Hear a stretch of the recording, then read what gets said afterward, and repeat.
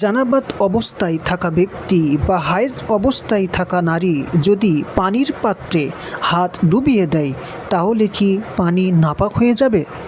উত্তর: না, পানি নাপাক হবে না। যদি তার হাতে কোনো দৃশ্যমান নাপাকি অর্থাৎ যেমন রক্ত, পেশাব, পায়খানা ইত্যাদি লেগে না থাকে, তাহলে শুধু জানাবাত বা হায়েজ অবস্থায় থাকার কারণে পানি নাপাক হয় না। প্রশ্ন: বানর যদি পানিতে ডুব দেয় এবং তার লালা পানিতে মিশে যায় তাহলে পানির হুকুম কী?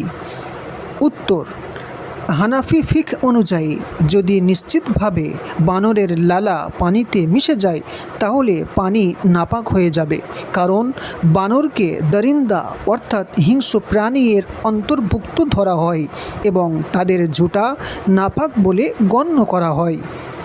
প্রশ্ন: ট্যাঙ্কি বা কূপের পানিতে পাখির বিষ্ঠা পড়লে কি পানি নাপাক হয়ে যায়? উত্তর: সাধারণত নাপাক হয় না।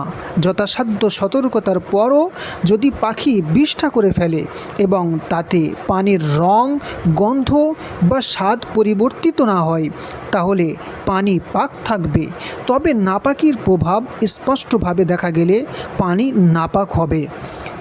প্রশ্ন: অজু বা গোসলে ব্যবহৃত পানির হুকুম কী?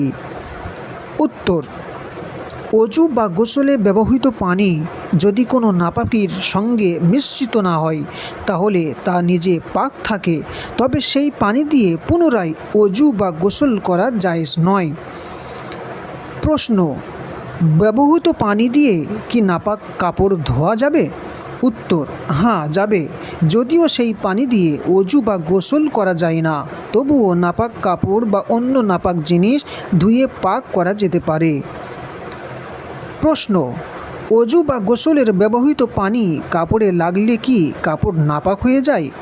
উত্তর: না, কাপড় নাপাক হয় না, কারণ মুস্তামাল পানি হানাফি ফিকহ অনুযায়ী পাক অর্থাৎ পবিত্র, তাই তা কাপড়ে লাগলে কাপড় নাপাক হয় না।